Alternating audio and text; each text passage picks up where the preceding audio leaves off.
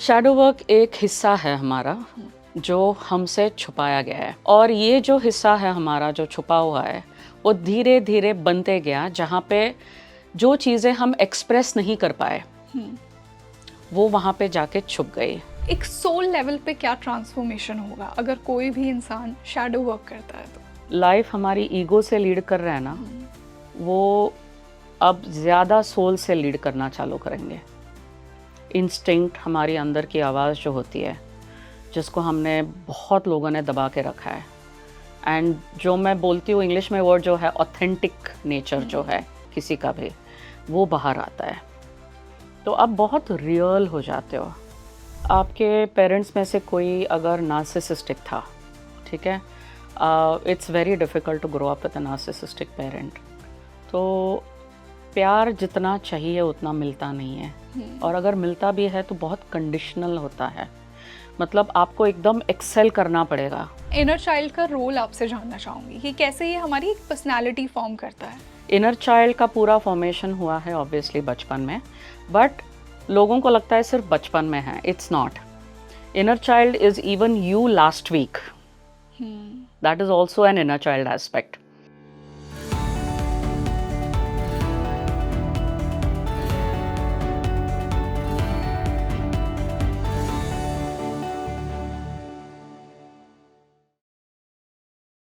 Hello and welcome back to your favourite spiritual podcast speaking tree, और मैं हूं आपके साथ रंगोली शर्मा। दोस्तों, जब हम स्पिरिचुअलिटी की बात करते हैं तो बहुत से नए कॉन्सेप्ट्स और नए टर्म्स हमें जानने को मिलते हैं। आज के पॉडकास्ट में हम एक ऐसे ही टर्म की बात करने वाले हैं, शैडो वर्क, जो कि कहीं ना कहीं इनर वर्क से एसोसिएटेड है। खुद पे काम करना, खुद को रियलाइज़ करना, खुद के इनर चाइल्ड को हील करना। तो आज के पॉडकास्ट में हम इसी को जानने वाले हैं कि कैसे आप ये शैडो वर्क कर सकते हैं, ये करने के बाद आपकी लाइफ में क्या चेंजेस आएंगे, कैसे आप खुद को बेहतर समझ पाएंगे, कैसे आपके रिलेशनशिप्स बेटर होंगे।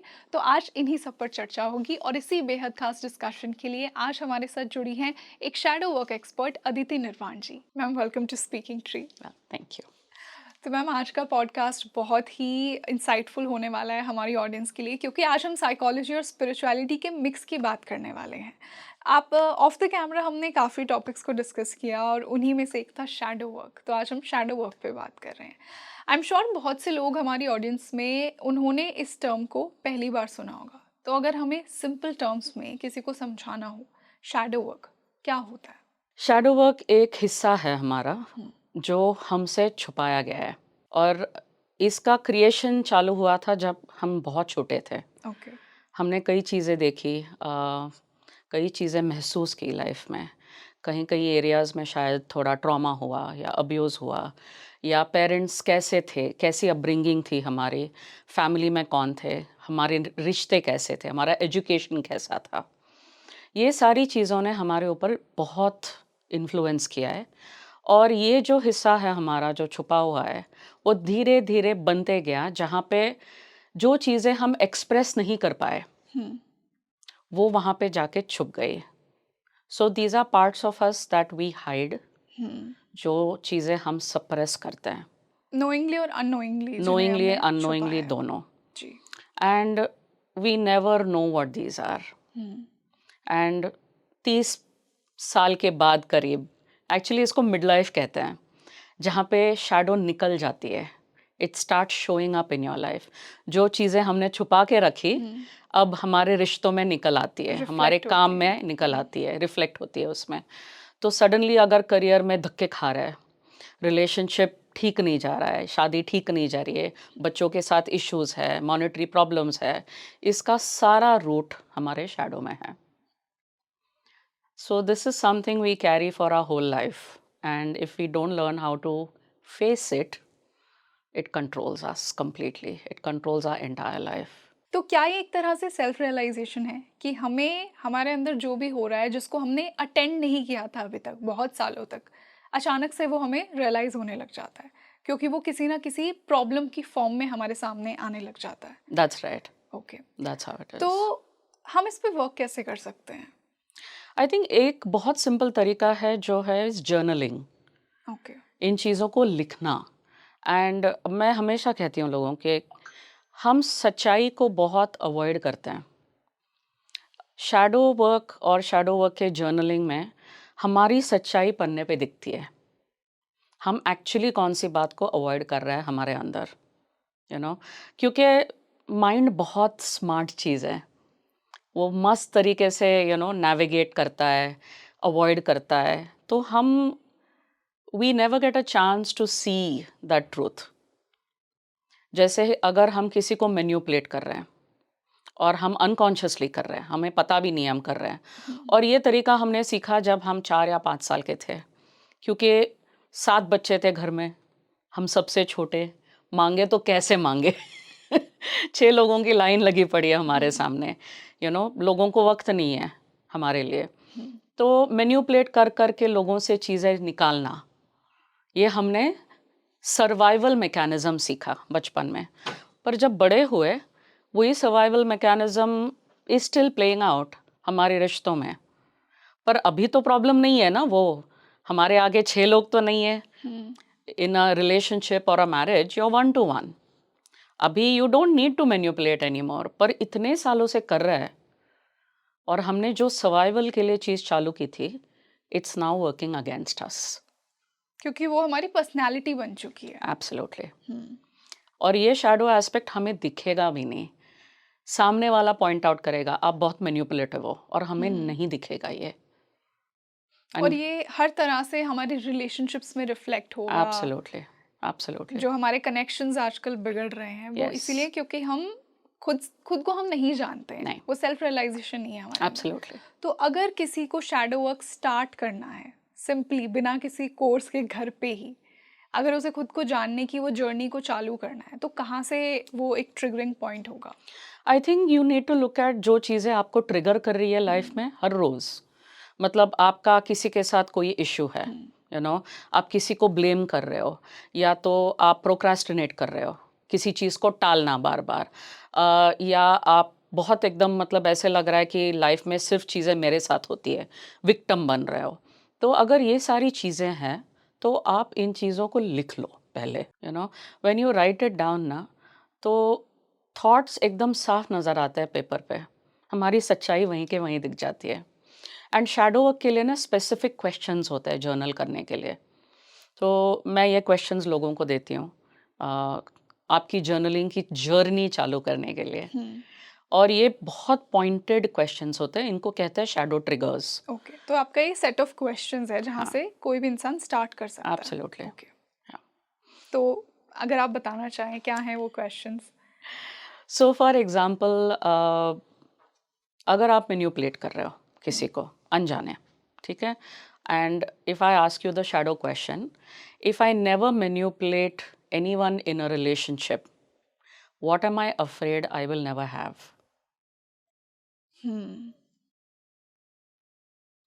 मतलब हमारे अंदर कोई ना कोई डर है ना कि मैं किसी को मैनिपुलेट नहीं करूंगी तो ये थोड़ी चीजें मुझे नहीं मिलेगी मेरे रिश्तों में, तो मेरे उसे वो लाइफ में। रीजन मिल जाएगा कि वो क्यों मैनिपुलेट कर रहा है। इसलिए सच्चाई पेपर पे दिख जाती है।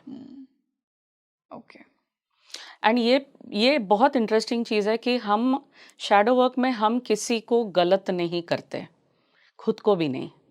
हम यही समझते हैं कि हम अनजान थे तभी, जब हमने ये बिहेवियर अडॉप्ट किया, ये सेल्फ सर्वाइवल मैकेनिज्म जब हमने चालू किया मैनिपुलेशन का। For example, we were very innocent, we didn't know any other way.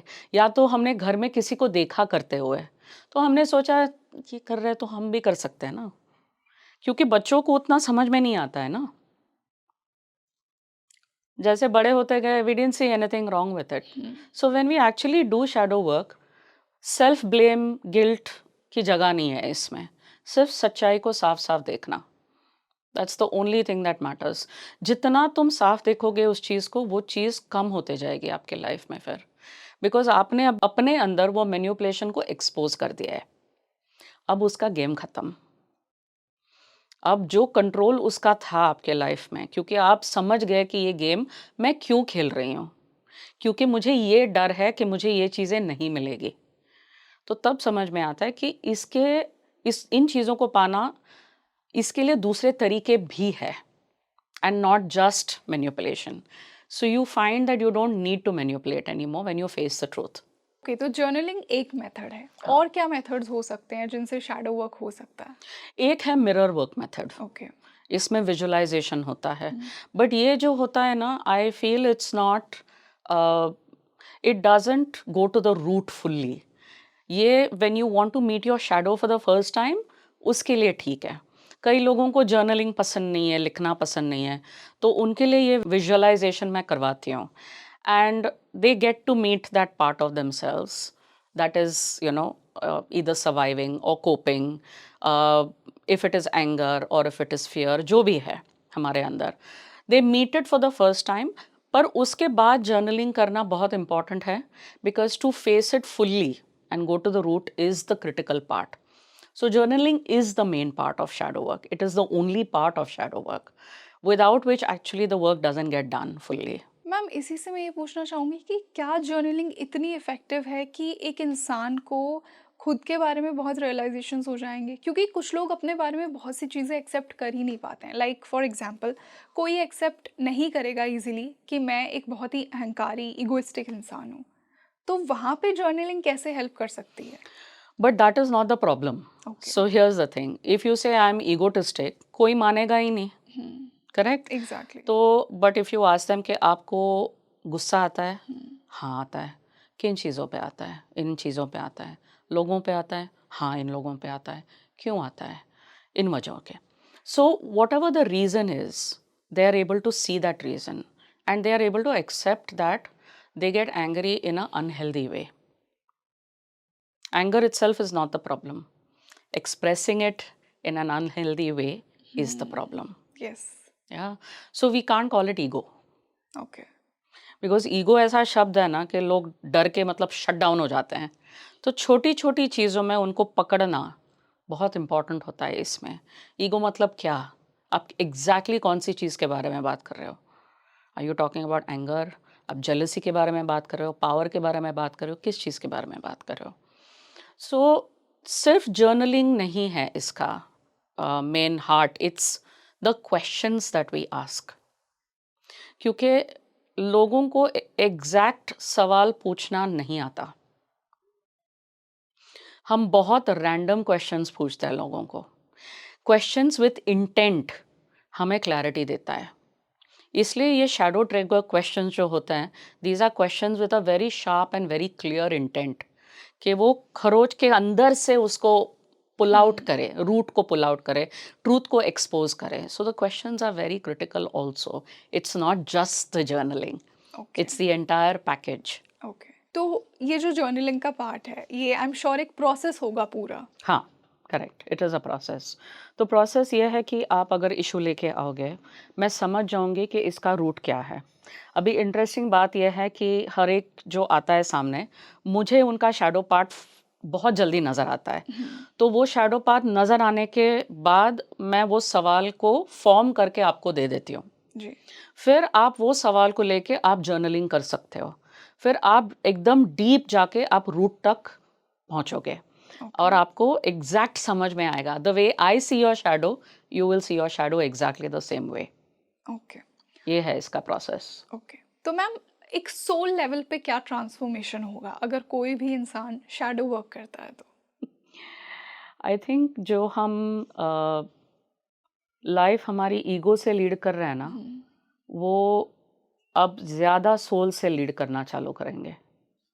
Instinct, हमारी अंदर की आवाज़ जो होती है, जिसको हमने बहुत लोगों ने दबा के रखा है, एंड जो मैं बोलती हूँ इंग्लिश में वर्ड जो है ऑथेंटिक नेचर जो है किसी का भी, वो बाहर आता है। तो आप बहुत रियल हो जाते हो। मतलब there is no manipulation, no control. और आपको मैनिपुलेट करना, कंट्रोल करना, आपके ऊपर पावर यील्ड करना बहुत मुश्किल है किसी को भी। बिकॉज़ आप इतने डीप जा चुके हो अपने अपने अंदर, and you have seen all parts of yourself, और कहीं पे कुछ ये नहीं है, there is no shame, there is no guilt about anything, जैसे हूँ वैसे हूँ। तो ऐसे लोगों को मैनिपुलेट करना बहुत मुश्किल होता है। जो लोग खुद से सच्चाई से बात करते हैं, जिनको अपना सच हर रोज़ नज़र आता है, hmm, and you don't hide anything from yourself. It's very difficult to manipulate people like that. So you become very real. You become authentic. बिल्कुल। तो मैम आपने जैसे ही पॉडकास्ट हमने स्टार्ट किया और हम शैडो वर्क की बात कर रहे थे, आपने इनर चाइल्ड को मेंशन किया। हमारा इनर चाइल्ड जो उसे बचपन में फील करवाया जाता है, बड़े होकर वही हमारी पर्सनैलिटी बन जाती है। वही हमारे चाइल्डहुड के एक्सपीरियंसेस हमें या तो ट्रॉमेटिक बना देते हैं, वही हमारी लाइफ को डिसाइड करते हैं। तो मैं इनर चाइल्ड का रोल आपसे जानना चाहूँगी कि कैसे ये हमारी एक पर्सनैलिटी फॉर्म करता है? Your inner child is everything. Okay. ठीक है, हमारे एक्चुअली अंदर 3 भाग है। इनर चाइल्ड है, इनर क्रिटिक है और इनर एडल्ट है। ओके। इनर चाइल्ड का पूरा फॉर्मेशन हुआ है ऑब्वियसली बचपन में, बट लोगों को लगता है सिर्फ बचपन में है। It's not. Inner child is even you last week. That is also an inner child aspect. कि अगर पिछले हफ्ते आपके साथ कुछ हुआ और वो अंदर है आपके, आप उससे हील नहीं हुए हो, that also becomes a part of your inner child. ठीक है, देन कम्स इनर क्रिटिक, मतलब आपके पेरेंट्स ने आपको कैसे पेरेंटिंग की है घर पे, उनकी आवाज़ आपके जो दिमाग में चलती है, मम्मी की आवाज़, पापा की आवाज़, that is usually the parents voice, that is the inner critic. And the third part is the inner adult, which is the wisest part of us. आप अगर कहना चाह रहे हो उसको कि हमारे सोल की आवाज़, हमारे आत्मा की आवाज़, that is the inner adult. वो And- कभी कभार नज़र आता है। And the most damaged as well? No, at the same that's time? actually the most wisest part of you. Okay. The most damaged part is the inner child. Okay. But the inner child is also the most curious, the most creative, the most joyous. And to go out in life with a damaged inner child can result in depression as an adult. You know, joy खत्म हो जाता है, खुशी जो होती है अंदर की, deep level of joy that finishes as an adult. Curiosity खत्म हो जाती है, क्रिएटिविटी ख़त्म हो जाती है। तो इनर चाइल्ड के साथ डील करना, ये हिस्से को हील करना बहुत ही इम्पॉर्टेंट है। So it's a very big part of this work. तो इनर चाइल्ड की आवाज़ को कैसे सुने, कैसे उसे समझे हम? सिंपल बात है, अगर आपका एक कोई रिलेशनशिप है, ठीक है, और इसमें आप अगर बहुत किसी को नैग कर रहे हो, नहीं आप रहो, या ये करो, ये क्यों नहीं कर रहे हो, वो क्यों नहीं कर रहे हो, बेसिकली दैट इज़ आपका जो इनर चाइल्ड है, it is throwing a tantrum. It is the same thing, but because you are an adult वो दिखता नहीं है वैसे। ठीक है, तो you have to sit with your self and ask कि भाई ये इनर चाइल्ड एग्जैक्टली क्या चाह रहा है मेरे पार्टनर से, मैं क्यों इतना नैग करती हूँ उनको, क्यों इतना प्रेशर डालती हूँ उन पर। So you have to understand कि आपके इनर चाइल्ड को कहीं ना कहीं किसी ने कुछ सुनी नहीं थी इनकी बात बचपन में, and they feel helpless, they feel out of control within you. It is a part of you that feels helpless and out of control. So you need to reparent your inner child. So abhi, the adult that you are, you can actually go into a meditation and talk to that inner child part of you and ask your inner child, क्या हुआ? मतलब जैसे आपके parent ने आपके साथ करना चाहिए था, वो आप अभी खुद से करोगे। सो ये एक बहुत इम्पॉर्टेंट पार्ट है अपने इनर चाइल्ड के साथ कम्युनिकेशन ओपन रखने का। जो चीज़ें हमें हमारे पेरेंट्स से, फैमिली से नहीं मिली, वो हम अभी अडल्ट होके हम हमारे इनर चाइल्ड को दे सकते हैं। हम खुद को दे सकते हम खुद हैं। को दे सकते हैं। इसको कहते हैं reparenting, and this is a very important step in healing the inner child. तो उन अनहेल्दी पैटर्न्स को हम तोड़ सकते हैं करेक्ट, जब हम वो इनर चाइल्ड के साथ कनेक्शन बनाते हैं करेक्ट, और उसकी अनमेट नीड्स को अटेंड पूरे करते करते हैं। हैं। Yes, absolutely. ओके। तो मैम जैसा कि आपने रीपेरेंटिंग की बात की, आई एम श्योर कि हमारी ऑडियंस उसके बारे में थोड़ा और जानना चाहेगी कि एक्चुअली ये रीपेरेंटिंग हम कर कैसे सकते हैं। सो फॉर एग्ज़ाम्पल आपके पेरेंट्स में से कोई अगर नार्सिसिस्टिक था, ठीक है, it's very difficult to grow up with a narcissistic parent. तो प्यार जितना चाहिए उतना मिलता नहीं है, और अगर मिलता भी है तो बहुत कंडीशनल होता है। मतलब आपको एकदम एक्सेल करना पड़ेगा। You will always have to be at your best, you will have to be the good girl और the good boy in order to be loved by a narcissistic parent. उसके बाद भी अप्रूवल हमेशा नहीं मिलता। तो ये चीज़ें जो होती है हमारे इनर चाइल्ड को बहुत डैमेज करके रखती है। तो एज एडल्ट्स क्या होता है, अगर ये पार्ट हील ना हो तो हम उसी तरीके का पार्टनर अट्रैक्ट करते हैं लाइफ में. It will be a partner who will be as abusive as our parent was, and then that loop continues, because हम अब समझ गए कि प्यार मतलब अब्यूज लेना. ये एक सबकॉन्शियस हमने प्रोग्रामिंग accept कर बन लिया गया है हाँ, अंदर. हमें रियलाइज नहीं तो होता हम कभी। अनकॉन्शियसली उसी पार्टनर को ढूंढते हैं जो हमें प्यार एक्चुअली नहीं देने वाला है. वैसी ही एनर्जी बिल्कुल। इसलिए लड़कियां पूछती है, why am I attracted to boys who are not emotionally available. इसकी टॉक्सिक। वजह से इसको बोलते हैं टॉक्सिसिटी. ठीक है. एंड देन फिर जिद पकड़ते हैं कि वो ही चाहिए मुझे, क्योंकि लड़की को कहीं ना कहीं अंदर से लगता है मैं इसको तोड़ के रहूंगी, मैं इसको सुधार के रहूंगी, हील कर दूंगी। हाँ इसको हील कर दूंगी. पर भाई वो आपका प्रोजेक्ट नहीं है वो. That man is not your project and he is not your father that you have to fix. कहीं ना कहीं लड़कियों को लगता है कि इस आदमी में मेरे फादर के ट्रेट्स हैं, एंड दिस इज अनकॉन्शियस. लड़की को पता नहीं होता है. So that's why वो familiar होता है। फेमिलियर होता है लड़की के लिए, because this feels like home. But she knows she can't fix her father, she will try to fix the man, and this is very toxic. Because वो narcissistic अगर आदमी निकला, ठीक है, या अब्यूजिव निकला, so she will try to fix, she will try to heal, he will get abusive, she will cry, she will say sorry, then she will keep coming back trying to fix him, and the loop goes on. फिर तुम उसमें फंसे रहते हो 30 40 50 साल. Self worth तो खत्म, मतलब सेल्फ वर्थ था ही नहीं पहले से. विच इज़ वाई अगर ये बहुत इंपॉर्टेंट हिस्सा है इनर चाइल्ड हीलिंग का, if the girl sits and does her own inner child, she will realise this pattern that I am trying to fix a person who is actually never going to change. It's not about hating him. उसके भी अपने inner child के issues है लड़के के, तभी वो ऐसे कर रहा है. वो इसलिए तो वैसे है. हमारे पास अगर चॉइस होती तो हम ऐसे होते नहीं. We are compelled by our childhood, we are compelled and shaped by our traumas, we are shaped by everything we have been through. और उन चीज़ों में से हील होना हमारा हक है, हमारा काम है. And we owe it to people we love to heal ourselves. Yes. So इसलिए ये बहुत इम्पॉर्टेंट है जानना कि खुद की हीलिंग करवाना, स्पेशली इनर चाइल्ड का काम करना, आपके रिलेशनशिप सुधार सकता है. इनफैक्ट अगर आप शादी करने जा रहे हो तो इनर चाइल्ड हीलिंग तो करना ही करना 100%, क्योंकि आप उस टाइप का पार्टनर फिर आप अट्रैक्ट करोगे जो आपके हीलिंग के बाद आ सकता है, हीलिंग से पहले नहीं. सो दैट आपके अगले 40 50 60 साल जो भी है वो खुशी से जाए. शादी ये सिर्फ नहीं होती है कि भाई शादी होगी अभी ख़त्म. रिश्ता चाहिए ना, दोनों के बीच में बॉन्डिंग चाहिए, यू नो. फिर आप भी पेरेंट बनोगे, फिर आपका वो हिस्सा आपके बच्चों में जाएगा, फिर वो पीढ़ी आगे वो ट्रॉमा कैरी करते जाती है. तो इसको रोकना आपका काम है. मैम, बहुत से लोग ऐसे हैं जो अपनी फेमिनिटी और अपनी मैस्कुलिनिटी को एक्सेप्ट ही नहीं कर पा रहे हैं. मतलब वो समझ ही नहीं पाते हैं कि what it means to be a true feminine and masculine. तो इनर चाइल्ड हीलिंग का बहुत बड़ा एक पार्ट ये भी है कि आप अपने अंदर की मैस्कुलिनिटी और फेमिनिटी को बैलेंस कीजिए.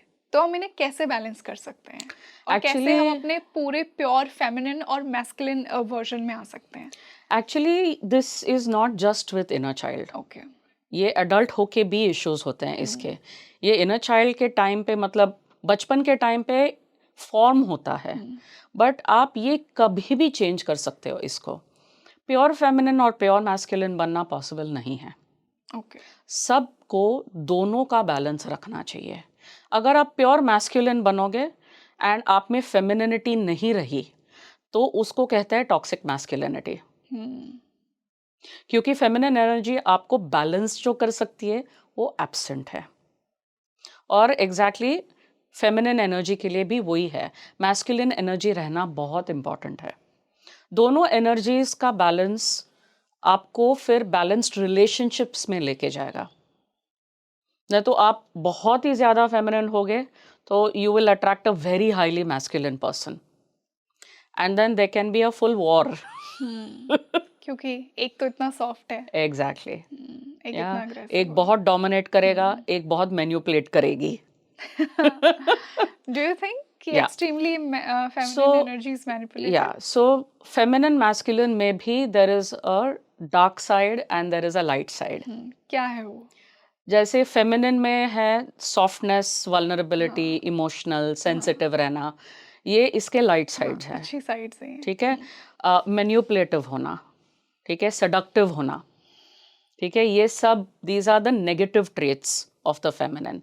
मतलब हेल्पलेस होना, पावरलेस होना, हम्म, ये सारे फेमिनिन नेगेटिव ट्रेट्स हैं। ठीक है। मैस्कुलिन पॉजिटिव ट्रेट्स बहुत ही है, जैसे security, safety. Then another masculine trait is एक गिवर होना। फिर किसी के पीछे शांति से खड़े रह के उनका साथ देना, सपोर्ट देना, these are very positive masculine traits. Protector होना, ठीक है, इसमें नेगेटिव ट्रेट्स भी होता है। मैस्कुलिन फेमिनिन दोनों में कंट्रोल होता है, पर अलग तरीके से। फेमिनिन मैस्कुलिन एनर्जीज बैलेंस रहना बहुत इंपॉर्टेंट है। एक किसी के अंदर, मतलब आप अगर औरत हो, आपके अंदर भी दोनों चाहिए। अगर कोई मर्द है, उनके अंदर भी दोनों चाहिए। ठीक है। मर्द को नर्चरिंग, सॉफ्ट होना भी बहुत इम्पॉर्टेंट है। जितना हो उनको प्रोटेक्टिव होना, सेफ फील करवाना, वो भी बहुत इम्पॉर्टेंट है। जैसे कोई आदमी जब बाप बनता है, तो वो नर्चरिंग क्वालिटी उनमें बाहर आती है। दोज आर फेमिनिन एनर्जीज आदमी की।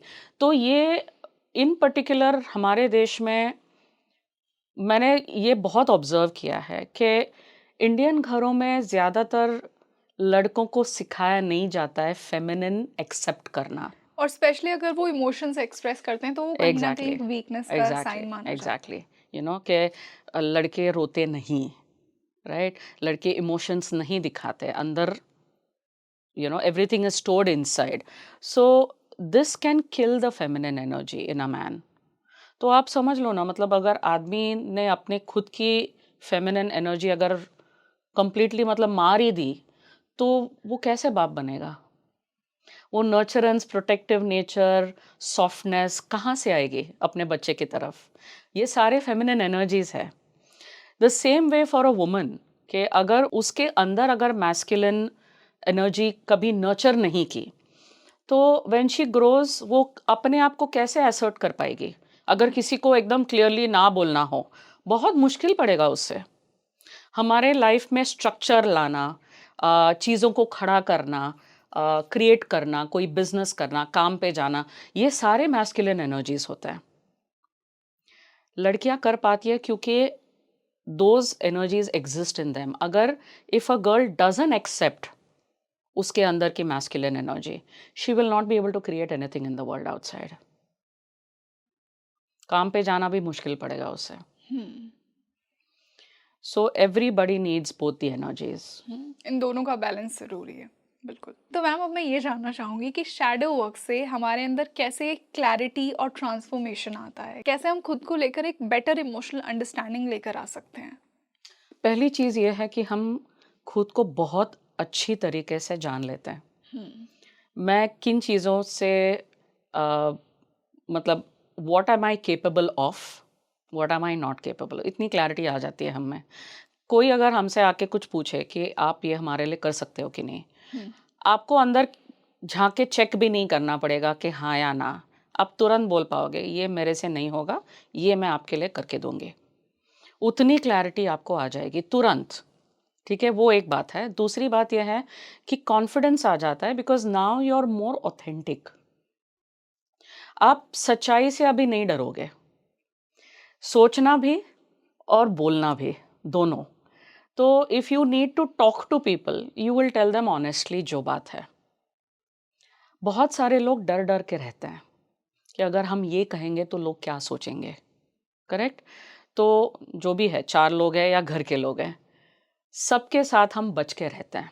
तो अगर आप आपकी पूरी ज़िंदगी वैसे जी रहे थे, डर डर के कि मैं ना बोलूँ किसी को कुछ, उनको मतलब ठेस ना पहुंचे। हाँ, तो अगर वैसा है तो यहाँ पे आप सीख जाते हो कि सच्ची बात जो अगर बोलनी है तो किस तरीके से भी बोल सकते हो, जैसे कि सामने वाला आपने प्यार में पड़ जाएगा कि ये कितने मतलब सच्चे दिल से इतने कितनी सुंदर तरीके से बात बोली इसने, और वो लोग सोचेंगे यार मैं काश इनकी तरह बात कर सकती। That feeling is there in everybody. सबको ऐसे लगता है कि हम हमारा सच बोले। शैडो वर्क करके आपको ये मौका मिलेगा। For the rest of your life you will be able to do this, to be able to speak your truth, and confidence आ जाता है एक, यू नो।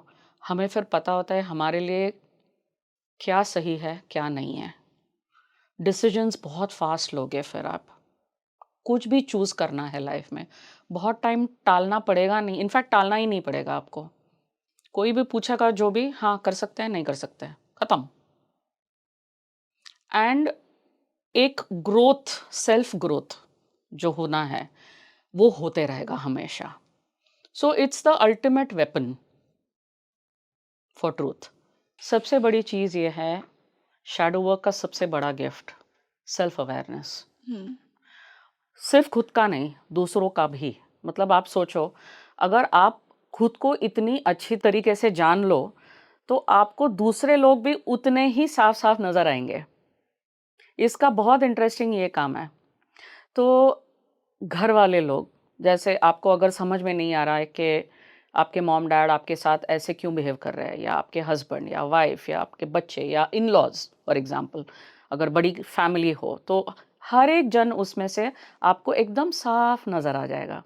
उनका इनर चाइल्ड दिख जाएगा आपको, उनके शैडोज आपको दिख जाएंगे।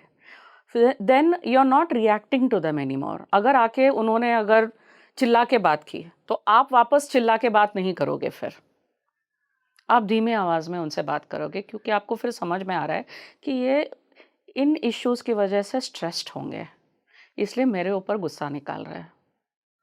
आपको जब वो दिख जाएगा ना, you will speak to them very compassionately. तो एक सेकंड में उनका गुस्सा उतर जाएगा, बिकॉज आप बहुत शांत रहोगे। तो ये तो मतलब रिश्तों को बदल ही देगा पूरा। तो मैम आपको क्या रीज़न लगता है कि लोग वो हीलिंग नहीं कर पाते हैं, वो ये शैडो वर्क में नहीं जा पाते हैं? क्या सबसे बड़ा ऑब्स्टिकल है उनकी लाइफ में? इसके लिए ना करेज की ज़रूरत है, और थोड़ी पागलपंती की। पागलपंती कैसे? You need to be a little crazy to do this work, क्योंकि I tell you why. Courage से ना आप फिर घुस पाओगे अंदर। मतलब क्यूरियोसिटी होगी कि क्या क्या है अंदर, मुझे सब निकालने दो, बहुत भरा है अंदर सब, यू नो। एंड बेचैनी हो रही है, इतने सालों से सब भरा के रखा है अंदर, I want to get rid of it. ठीक है, वो एक टाइप का पागलपन होता है। ठीक है, एंड वो एक वे ऑफ लिविंग बन जाता है फिर, क्योंकि आपको पता है लास्ट टाइम आपने जब शैडो वर्क किया था आपके लाइफ में ये 10 चेंजेस हुए थे। सबसे बड़ा चेंज हुआ था, आपको फ्रीडम मिला, freedom of expression, freedom of choice, freedom to be your self. ये चीज़ें आसानी से आती नहीं है। ठीक है, तो लोगों को कभी कभी ना फ्रीडम का भी डर होता है। कोई लोग जो पिंजरे में होते हैं ना 30 साल से, कोई भी पंछी भी अगर हो पिंजरे में 30 साल से, पिंजरा जब अगर खोले आप, आसानी से उड़ के नहीं जाएगा वो पिंजरा एक कंफर्ट जोन बन जाता है उनके लिए। फिर उस पंछी को बाहर उड़ के बाहर खुले हवा में जीना बहुत मुश्किल पड़ेगा, क्योंकि उसको पता नहीं होता है कि वहाँ पे कैसे जिए। ये डर हमारे अंदर भी होता है। खुद का पिंजरा है ना अंदर, यस। 30 40 50 साल से हम जो खुद के हमने पिंजरे में बनाया हुआ हैं। है। So that comfort zone will never let you have freedom. एक बार आप अगर उसको चख लो, देन इट इज एडिक्टिव। पर यहाँ से वहाँ जाने के लिए थोड़ी पागलपंती की ज़रूरत है। तो मैम जाते जाते आप हमारी ऑडियंस को क्या मैसेज देकर जाना चाहेंगी, स्पेशली वो लोग जो अपनी एक हीलिंग और ट्रांसफॉर्मेटिव जर्नी में हैं, बट वो उस लेवल तक पहुंच नहीं पाए हैं जहां वो खुद को इमेजिन कर रहे हैं? आई थिंक मेरा यही है कि आप टूटे नहीं हो। आप समझ रहे हो कि आप टूटे हो, आपको खुद को फिक्स करना है। आप टूटे नहीं हो। आपने अपने अंदर ना कई चीज़ें मैकेनिज्म या सॉफ्टवेयर कहो जो रखी है, जिसकी वजह से आपकी लाइफ थोड़ी टेढ़ी टेढ़ी जा रही है, वो सॉफ्टवेयर को करेक्ट करना, बस उतना ही काम है आपका। ये बहुत बड़ा काम नहीं है जितना लोग सोचते हैं। हील होना, होल होना, ये एक्चुअली बहुत आसान काम है। हमने इसको बहुत बड़ा बना के रखा है। सिंपल है, पेन पेपर सवाल, उतना ही है ये काम। बस वो राइट सवाल पूछने की ज़रूरत है खुद से। बस उतना ही। इसको बहुत सिंपल कर दो अपने लाइफ में, हम्म। और ऐसे रखो कि मुझे फ्रीडम चाहिए, I want freedom to be myself. नहीं तो आप क्यों आए हो यहाँ पे? एंड आई थिंक लाइफ के इवेंट्स अच्छे या बुरे हमें वो सवाल पूछने पर मजबूर कर ही देते हैं खुद से। एब्सोल्युटली। आई थिंक लाइफ में जो भी चीज़ें हुई है ना आपके साथ, आपको उसको पकड़ के नहीं रहना है।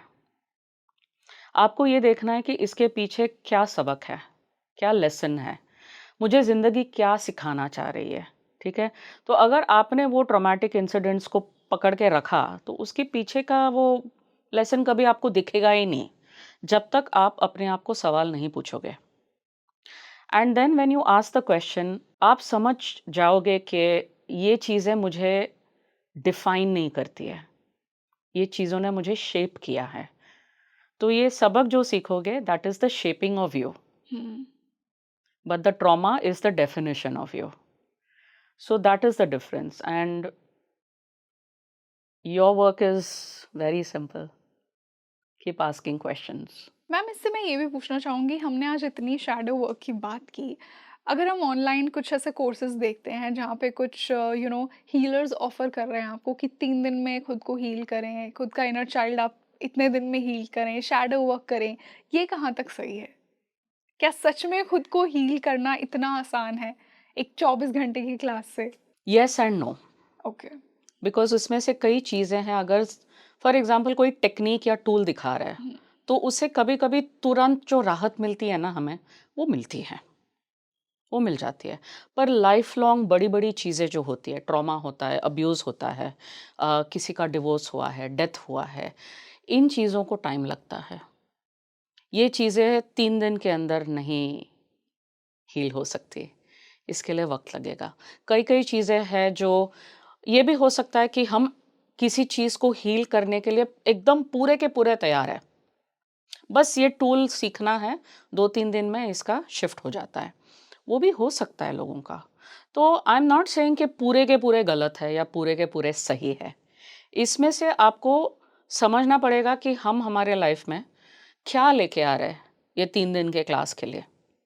या हमारी इतनी बड़ी चीज़ है, तो क्या 3 दिन में सॉल्व हो सकती है? थोड़ा लॉजिक यूज़ कर लीजिए उसके लिए अपना खुद का, कि जो प्रॉमिस कर रहे हैं वो शायद लॉन्ग टर्म पे हो सकता है और 3 दिन में नहीं होगा। अगर छोटी चीज़ है तो हो सकती है, एब्सोल्यूटली। तो मैं ये नहीं बोलूँगी कि एब्सोल्यूटली नहीं होता है या एब्सोल्यूटली होता है। Depends, depends on what it is. पर जो एम्प्टी प्रोमिसेस होते हैं कि सब चीज़ों के लिए, और अगर कोई 100% गारंटी दे रहा है, that's a problem then. Sure ma'am, and I hope कि हमारे ऑडियंस को भी ये मैसेज ज़रूर समझ आया हो कि हीलिंग एक जर्नी है। आप जितना खुद के करीब आएंगे, जितना खुद को जानेंगे, उतना ही आप हील करेंगे, और लाइफ आपको वो इवेंट्स देती रहती है कि आप सेल्फ रियलाइज़ करें, आप शैडो वर्क करें, बट इट्स जस्ट दैट कि हम खुद को कितना एक्सेप्ट कर रहे हैं। बिल्कुल। तो आई होप कि हमारे दर्शकों को भी आज का ये पॉडकास्ट उतना ही इंसाइटफुल लगा हो। हमने स्पिरिचुअलिटी और थोड़ा साइकोलॉजी को मिक्स करके शैडो वर्क को समझा। आप बताइए कि आपने कभी शैडो वर्क किया है? आपने खुद की हीलिंग की रिस्पॉन्सिबिलिटी ली है? कौन से मेथड्स अपनाए हैं? तो मुझे कमेंट सेक्शन में ज़रूर बताइए, और ज़्यादा से ज़्यादा इस पॉडकास्ट को अपने हीलर दोस्तों के साथ शेयर कीजिए। तो मिलते हैं जल्दी एक और बेहतरीन पॉडकास्ट के साथ। मैं हूँ आपके साथ रंगोली शर्मा। नमस्ते।